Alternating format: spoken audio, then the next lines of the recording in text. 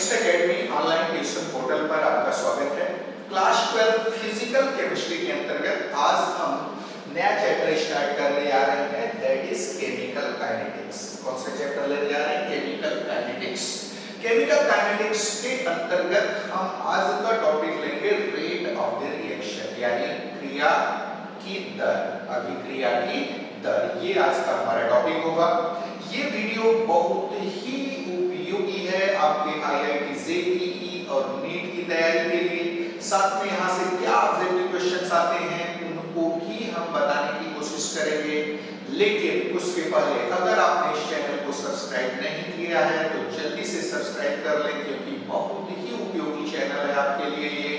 यहाँ पर physics, chemistry, mathematics और बायोलॉजी के जो क्वालिटी वीडियोस हैं बहुत ही क्लैरिटी के साथ प्रिपेयर करके आपको अपलोड किए जा रहे हैं, आपके लिए बहुत ही उपयोगी होगा।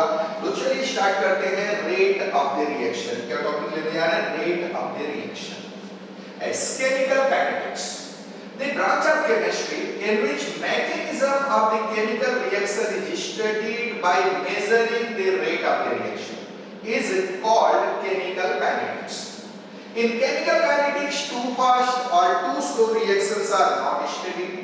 In between these two extreme reactions, there are a number of reactions whose rate can be measured under reaction conditions, and only these reactions are studied in chemical kinetics. बहुत ही खास बात। So chemical kinetics है, it is the branch of chemistry in which mechanism of the reaction is studied. क्या study किया जाता है यहाँ पर? केमिस्ट्री की वह ब्रांच जिसमें रिएक्शंस की, अभिक्रियाओं के मैकेनिज्म को स्टडी किया जाता है। किसको स्टडी किया जाता है? रिएक्शन के मैकेनिज्म को स्टडी किया जाता है by measuring the rate of the reaction. Rate of the reaction को मेजर करके रिएक्शन के मैकेनिज्म की स्टडी की जाती है। कहां पर? Chemical kinetics. थोड़ा सा अगर हम हिस्ट्री में चलें, आप इसके पहले एक चैप्टर पढ़ते हैं थर्मोडायनेमिक्स। थर्मोडायनेमिक्स में आप क्या देखते हैं? आपको पता है कोई केमिकल रिएक्शन हो रहा है तो उसको होने के लिए कुछ फेवरेबल कंडीशंस होते हैं, टेंपरेचर के, प्रेशर के, कंसंट्रेशन के। तो ये फेवरेबल कंडीशंस कौन से हैं? कौन बताता है? थर्मोडायनेमिक्स। इन फेवरेबल कंडीशंस में whether a reaction will occur और नॉट, रिएक्शन होगा कि नहीं होगा, कौन बताता है? तो thermodynamics. What will be extent of the reaction, reaction होगा तो किस हद तक होगा, रिएक्टेंट का कितना अमाउंट प्रोडक्ट में बदल जाएगा, ये भी कौन बताता है? थर्मोडायनेमिक्स। तो थर्मोडायनेमिक्स आपको बताता है that is favourable conditions about A reaction. किसी रिएक्शन के लिए फेवरेबल कंडीशंस क्या है? टेंपरेचर ज्यादा होना चाहिए कि कम होना चाहिए, प्रेशर ज्यादा रखना है कम रखना है, कंसंट्रेशन क्या रखना है, ये सारी चीजें कौन बताता है? Thermodynamics. Under a given sets of conditions, temperature, pressure, concentration के given condition में whether process will take place or not, कोई process, कोई reaction होगा कि नहीं होगा, कौन बताता है? थर्मोडायनेमिक्स। साथ में आपको थर्मोडायनेमिक्स ये भी बताता है कि what will be extent of the reaction, reaction किस हद तक complete होगा, ये भी आपको थर्मोडायनेमिक्स बताता है। लेकिन थर्मोडायनेमिक्स का एक लिमिटेशन था, it does not give any idea about the of the reaction। ये रिएक्शन के स्पीड के बारे में, रिएक्शन के वेलोसिटी के बारे में कोई जानकारी नहीं देता। आपको नहीं बताता कि जो रिएक्शन होगा वो धीरे-धीरे होगा कि बहुत जल्दी होगा। तो इसको बताने के लिए एक नई ब्रांच डेवलप हुई है, दैट इज केमिकल काइनेटिक्स। तो याद रहे, chemical kinetics is the branch of chemistry in which mechanism of the reaction is studied, जहां पर रिएक्शन के मैकेनिज्म को स्टडी किया जाता है by measuring the rate of the reaction। Rate of the reaction को मेजर करके रिएक्शन के मैकेनिज्म को स्टडी किया जाता है। क्या कहलाता है? Chemical kinetics. In chemical kinetics, too fast or too slow reactions are not studied। यहाँ पर हम अगर बात करें तो रिएक्शंस एक तो होते हैं टू फास्ट, बहुत तेज होते हैं, इतने जल्दी हो जाते हैं कि उनके रेट को मेजर करना आसान नहीं। दूसरी तरफ है टू स्लो, इतने स्लो है कि उनके रेट को मेजर करना आसान नहीं है। जैसे रस्टिंग ऑफ आयरन, आयरन का एक मेल लीजिए, पानी में डाल दीजिए, क्या तुरंत रस्टिंग हो जाती है? उसके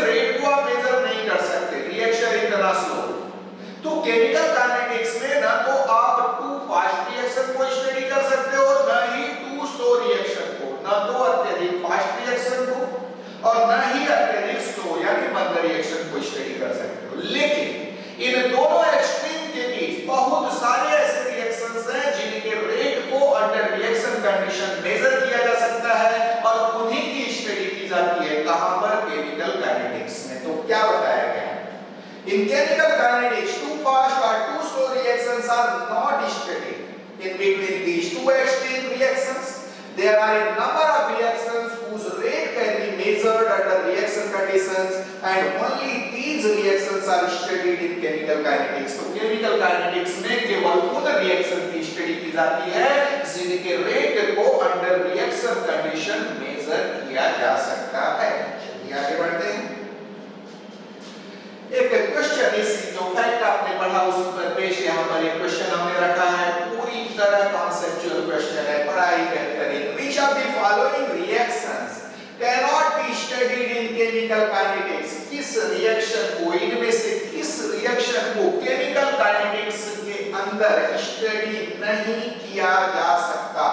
first is photosynthesis, second option rusting of iron, third ionic reaction, last is all. तो यहाँ आंसर ऑल होगा। क्यों होगा भाई? क्योंकि जो फोटोसिंथेसिस का प्रोसेस है, always remember this is too fast reaction, बहुत ही फास्ट रिएक्शन है, इतना फास्ट है कि उसके रेट को मेजर करना आसान नहीं है अंडर रिएक्शन कंडीशन। दूसरा rusting of iron, very slow, too slow reaction है, इसको भी हम यहाँ पर स्टडी नहीं कर सकते क्योंकि केमिकल काइनेटिक्स में वही रिएक्शन स्टडी होगा जिसके रेट को मेजर किया जा सकता है under reaction conditions. Ionic reactions are also too fast reactions, बहुत फास्ट होते हैं, 10⁻⁻⁸ सेकंड में पूरे हो जाते हैं, इतने कम समय में पूरे हो जाते हैं कि उनके रेट को अंडर रिएक्शन कंडीशन मेजर कर पाना संभव नहीं है।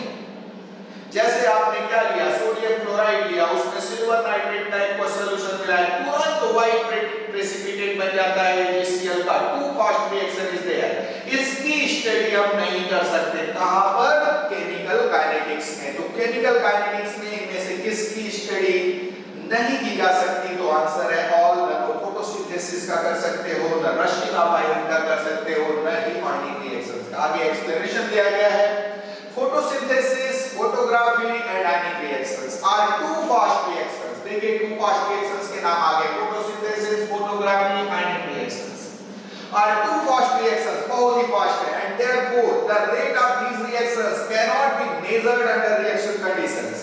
Hence these reactions are not studied in chemical kinetics. Chemical kinetics में इनकी स्टडी नहीं की जाती। Rusting of iron, formation of fossil fuels inside earth crust, etc. are two slow reactions, and therefore the rate of these reactions cannot be measured under reaction conditions. Hence these reactions are also not studied in chemical kinetics। तो chemical kinetics में जो two slow reaction है, example rusting of iron, formation of fossil fuels inside earth crust, earth crust के अंदर जो fossil fuels बनता है, कोयला बनता है, नेचुरल गैस बनता है, करोड़ों साल लगते हैं इनके बनने में, इनके रेट को अंडर रिएक्शन कंडीशन मेजर कर पाना संभव नहीं है, तो इनकी स्टडी हम केमिकल काइनेटिक्स में नहीं करते। तो अभी तक आपने देखा केमिकल काइनेटिक्स है क्या और यहाँ पर किन रिएक्शंस की स्टडी की जाती है। याद रहे, ना तो टू स्लो रिएक्शन स्टडी होगा, अत्यधिक मंद रिएक्शन, और ना ही अत्यधिक तीव्र रिएक्शन। इन दोनों एक्सट्रीम के बीच कुछ ऐसे रिएक्शंस हैं जिनके रेट को अंडर रिएक्शन कंडीशन मेजर किया जा सकता है और उन्हीं की स्टडी होती है कहां पर, केमिकल काइनेटिक्स में। चलिए आगे बढ़ते हैं। Now rate of the reaction, अब हम एक टॉपिक ले लिया है, रेट ऑफ द रिएक्शन क्या है, किसी रिएक्शन में होता क्या है, रिएक्टेंट प्रोडक्ट बनाता है, रिएक्टेंट कंबाइन होगा या रिएक्टेंट डिसोसिएट होगा और क्या बनाएगा, प्रोडक्ट बनाएगा। तो यहां पर किसी एक रिएक्टेंट के या किसी एक प्रोडक्ट के कंसंट्रेशन के चेंज होने की जो रेट होती है उसी को हम रेट ऑफ द रिएक्शन बोलते हैं। देखिए क्या लिखा है, the rate of change of concentration of any reactants or any products with time is called rate of the reaction। तो रिएक्शन में समय के साथ किसी एक अभिकारक यानी रिएक्टेंट या किसी एक क्रियाफल यानी प्रोडक्ट के सांद्रण कंसंट्रेशन के बदलने की, चेंज होने की जो रेट है वही क्या कहलाती है, रेट ऑफ द रिएक्शन कहलाती है। का मैथमेटिकल फार्मूला क्या है? Mathematically rate of reaction equals to change in concentration of any reactants और एनी प्रोडक्ट्स। किसी भी एक रिएक्टेंट ले लीजिए या कोई भी एक प्रोडक्ट ले लीजिए, उसमें कंसंट्रेशन, उसके कंसंट्रेशन में कितना चेंज आया है, रिएक्टेंट का कंसंट्रेशन कितना घट गया है या प्रोडक्ट का कंसंट्रेशन कितना बढ़ गया है, और डिवाइड कर दीजिए उसको टाइम इंटरवल से, क्या मिल जाएगा आपको? रेट ऑफ द रिएक्शन मिल जाएगा। Now let change of concentration of any reactant और product in time interval is delta T, time interval delta T is delta X, then rate of the reaction delta X upon delta T. मान लेते हैं delta T time interval में change of concentration of any reactant और product, किसी एक reactant या किसी एक प्रोडक्ट के कंसंट्रेशन में चेंज डेल्टा एक्स, तो रेट ऑफ द रिएक्शन क्या है? Change in concentration upon time interval, rate of reaction delta X upon delta T हो जाएगा। ये मैथमेटिकल एक्सप्रेशन मिला रेट ऑफ द रिएक्शन का। लेकिन क्या यह actual rate of the reaction है? ये तो एक डेफिनिट टाइम इंटरवल में आपने चेंज इन कंसंट्रेशन को टाइम इंटरवल से डिवाइड कर दिया है, तो एक एवरेज रेट मिलेगा। एक पर्टिकुलर इंस्टेंट पर क्या होगा रेट ऑफ द रिएक्शन, वो ये फार्मूला नहीं बता पाएगा। देखिए क्या लिखा है आगे, yes however the rate of reactions depends upon the concentration of reactants which changes instantaneously with time, hence the rate of reaction also changes instantaneously with time, thus this expression gives only average rate of the reaction। तो मैंने बताया rate of the reaction depend करता है concentration of reactants पर, और concentration of reactants हर पल बदलता है। जैसे ही रिएक्शन शुरू होगा, शुरुआत में जो कंसंट्रेशन था, नेक्स्ट इंस्टेंट पर, नेक्स्ट क्षण कंसंट्रेशन कुछ और हो जाएगा।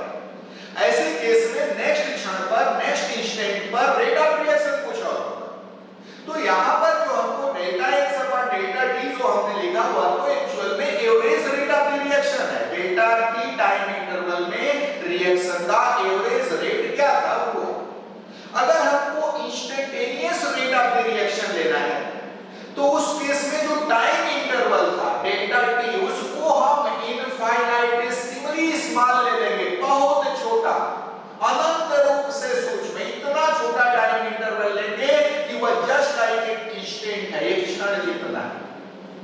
अब उसमें देखेंगे कि change in concentration of any reactants और एनी प्रोडक्ट्स क्या है। Suppose change in concentration of any reactants और एनी प्रोडक्ट्स इज dx, किससे डिनोट कर देते हैं? dx, और टाइम इंटरवल इनफाइनाइटेसिमली स्मॉल ले लेते हैं dt, तो वहां पर जो dx अपॉन dt होगा, ये instantaneous rate of the reaction यानी अभिक्रिया के तात्क्षणिक दर को शो करेगा। एक पर्टिकुलर इंस्टेंट पर रिएक्शन का क्या रेट था उसको शो करेगा, और इसी को हम रिएक्शन का एक्चुअल रेट मानते हैं। देखिए क्या लिखा है, in order to get instantaneous rate of reaction, instantaneous rate मतलब एक पर्टिकुलर इंस्टेंट पर रिएक्शन का रेट क्या था।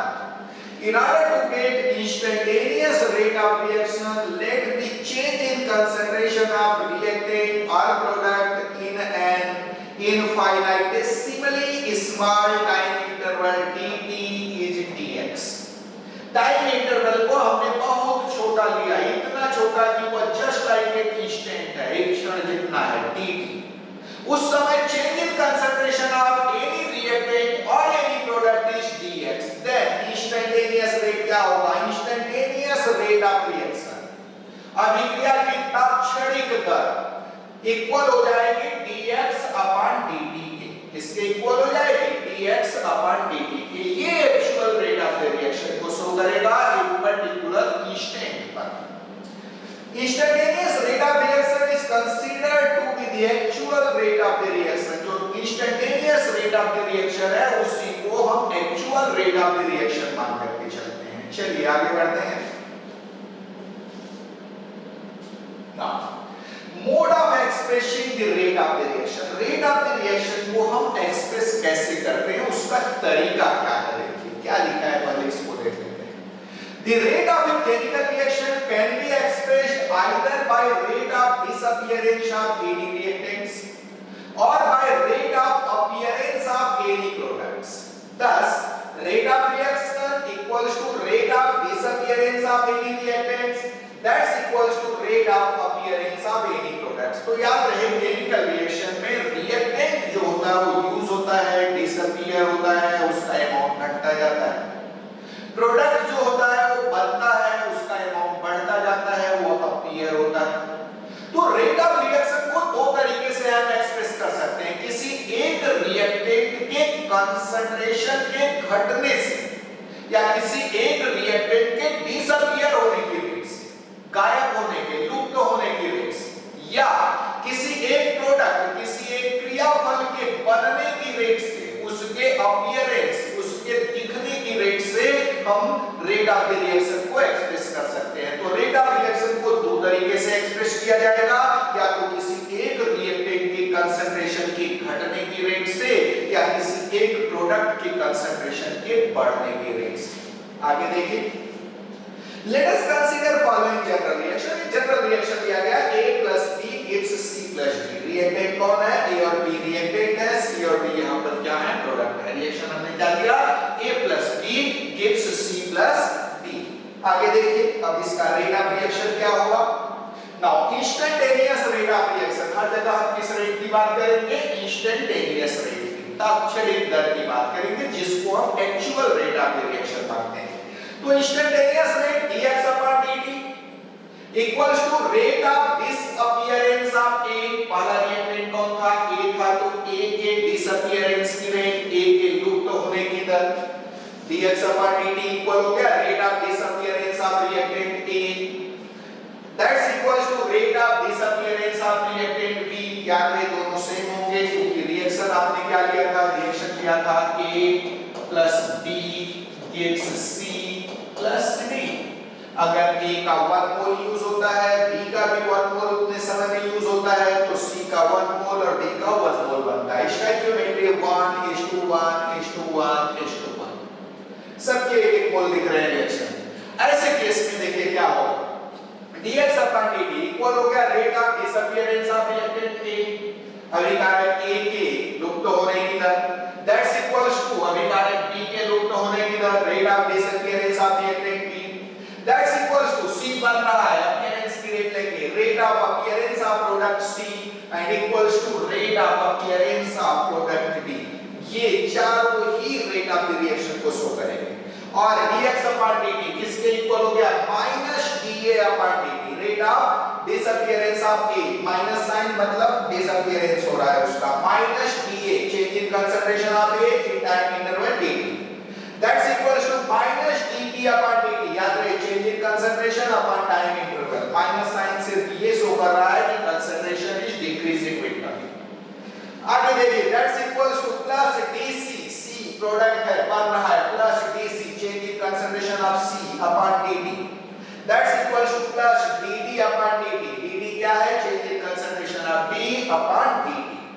तो ये एक्सप्रेशन, रेट एक्सप्रेशन हो गया किसका? A plus B gives C plus D के लिए। आगे देखिए,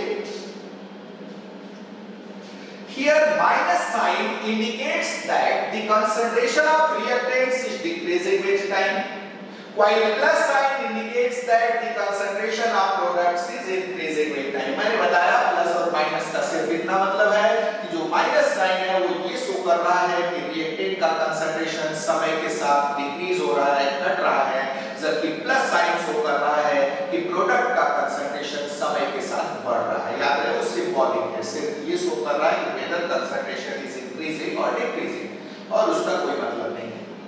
आगे देखिए, for example for following reaction, एक रिएक्शन लिया गया है स्टोइकियोमेट्री 1:1:1:1 टाइप की। ये देखिए PCl5 1 mole of PCl5 dissociates to give 1 mole each of PCl3 and Cl2। PCl5 का 1 मोल टूट करके PCl3 और Cl2 दोनों के 1 मोल दे रहा है। याद रहे यहां सामने में कुछ नहीं लिखा है, मतलब 1 मोल है। 1 मोल PCl5 टूट कर 1 मोल PCl3 प्लस 1 मोल Cl2 दिया। अब यहां रेट ऑफ द रिएक्शन हम तीन तरीके से शो कर सकते हैं, PCl5 के कंसंट्रेशन की घटने की रेट, या PCl3 और Cl2 के कंसंट्रेशन के बढ़ने की रेट। ये तीनों ही रेट ऑफ द रिएक्शन होंगे, तीनों सेम होंगे। देखिए क्या लिखा है, Here instantaneous rate of reaction dx upon dt equals to minus dPCl5 reactant है कंसंट्रेशन इसका डिक्रीज होगा विद टाइम माइनस dPCl5 क्या है change in concentration of PCl5 in time interval dt minus dPCl5 upon dt that's equals to plus dPCl3 upon dt plus sign show कर रहा है PCl3 का concentration with time increase हो रहा है plus dPCl3 upon dt that's equals to plus dCl2 upon dt dCl2 क्या है change in concentration of Cl2 कब इन टाइम इंटरवल dt याद रहे dt को हमने इनफाइनाइटेसिमली स्मॉल लिया है उस समय कितना चेंज इन कंसंट्रेशन हुआ Cl2 में कितना कंसंट्रेशन बढ़ा चलिए आगे बढ़ते हैं For the reaction of different अभी तक हमने जो रिएक्शन लिया था स्टोइकियोमेट्री 1:1:1 टाइप की अगर स्टोइकियोमेट्री सेम ना तो उस केस में अलग-अलग रिएक्टेंट और अलग-अलग प्रोडक्ट के कंसंट्रेशन के बदलने की रेट अलग-अलग ऐसे केस में हम किसको रेट ऑफ द रिएक्शन मानेंगे ये देखिए देखो पहले की स्लाइड में क्या है For the reactions of different stoichiometry the rate of decrease of concentration of different reactants and the rate of increase of concentration of different products are different. Here in order to get uniform rate of the reaction, the rate of change of concentration of different reactants and products are divided by their respective number of moles in balanced chemical equation. तो आपको बताया क्या कि अगर reaction की stoichiometry same ना हो तो उस केस में अलग-अलग रिएक्टेंट और प्रोडक्ट के कंसंट्रेशन के बदलने की रेट अलग-अलग हो सकती है ऐसे केस में किसको मानोगे रेट ऑफ द रिएक्शन तो यहां uniform rate of the reaction find करने के लिए जो रेस्पेक्टिव नंबर ऑफ मोल्स है डिफरेंट रिएक्टेंट्स एंड प्रोडक्ट्स के उससे हम डिवाइड कर देते हैं rate of change of concentration जो rate of change of concentration है उसको रेस्पेक्टिव नंबर ऑफ मोल्स से डिवाइड कर दीजिए सबके लिए रेट से मिल जाएगा वही होगा rate of the reaction example देखिए for example for following reaction ये देखिए H2 I2 H2H 1 mole of H2 combines with 1 mole of I2 to form 2 moles of HI HI के 2 मोल बन रहे हैं जितने समय में H2 का 1 मोल यूज होता है उतने ही समय में I2 का भी 1 मोल यूज होता है लेकिन सेम टाइम में HI का 2 मोल्स बनता है यानी H2 और I2 के यूज होने की जो रेट है उसका ट्वाइस है HI के बनने की रेट तो प्रश्न खड़ा हुआ कि हम रेट ऑफ द रिएक्शन किसको मानेंगे H2 और I2 के यूज होने की रेट को या HI के बनने की रेट को तो ऐसे केस में याद रखना जो slowest rate of change of concentration वाला स्पीशीज है वही रेट ऑफ द रिएक्शन को शो करता है तो यहां पर इनके कंसंट्रेशन घटने की रेट कम है और इसका कंसंट्रेशन बढ़ने की रेट ज्यादा है तो नेचुरली जो बढ़ने वाला है उसको हम नहीं लेंगे करते क्या है यहां पर जो रिस्पेक्टिव नंबर ऑफ मोल्स है याद रहे इनका जो डिक्रीज कंसंट्रेशन जो डिक्रीज होने की रेट्स है उससे इसका कंसंट्रेशन HI के कंसंट्रेशन का बढ़ने का रेट ट्वाइस तो ट्वाइस जो रेट ट्वाइस मिला है उसको 2 से डिवाइड कर दीजिए तो उसका HI के कंसंट्रेशन के बढ़ने की रेट इनकी कंसंट्रेशन की घटने की रेट के सेम हो जाएगा समझ में आ रहा है वही चीज यहां किया गया है आगे देखिए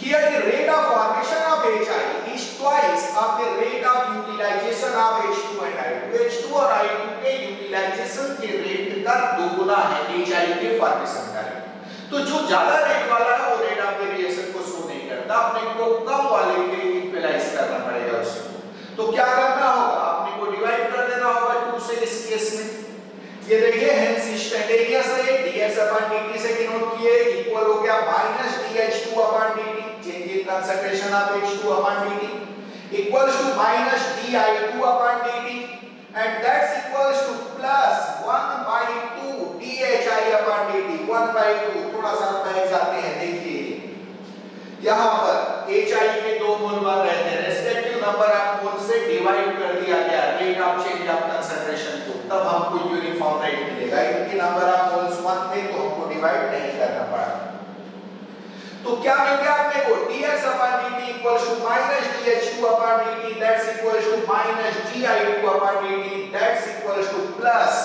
1/2 DHI/dt.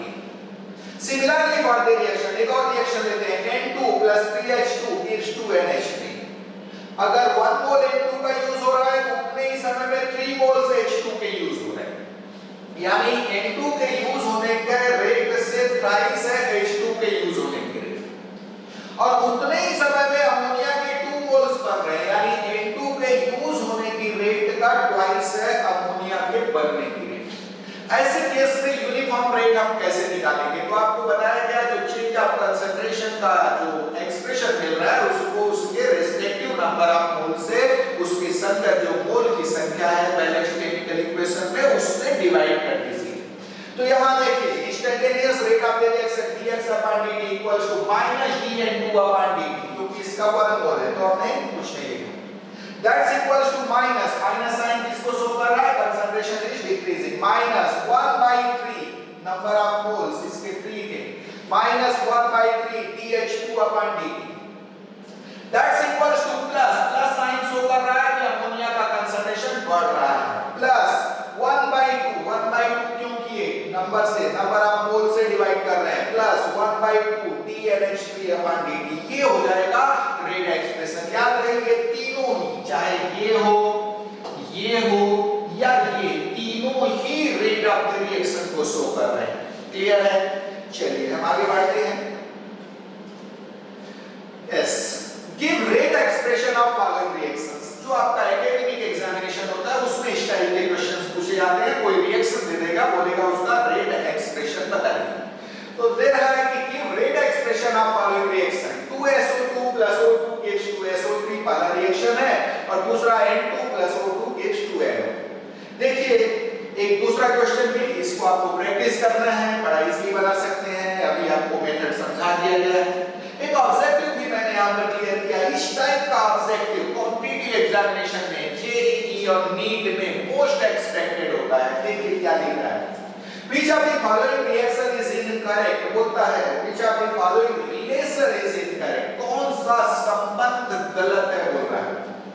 -dN2/dt equals to -1/3 dH2/dt। याद रहे इस रिएक्शन की बात हो रही है, consider the reaction N2 plus 3H2 gives 2NH3। इस रिएक्शन के लिए कौन सा संबंध गलत है? which of the following relation is incorrect?